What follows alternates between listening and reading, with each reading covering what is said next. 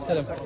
أقول أنا شفتكم في المقابلة الله يبقيك. والرجال ذا والله إني أتمنى إني ألتقي به أعبر مشاعري. الله يطول بعمرك. والله أبى أختصر كلامي وأقسم بجلال الله يمكن من الرجال اللي جمع شملنا وجمع شمل الكلمة واللحمة الوطنية وجمعت إعلامنا ودعمت مواهبنا ودعمت كل علم طيب، والمنهج هذا إن شاء الله إنه يقتدى في أمور مستهلكة يا طويل العمر. الناس تجي والله العظيم إنك فتحت لنا درب وحطيت على كل علم طيب. الله يبقيك، هذا من طيب.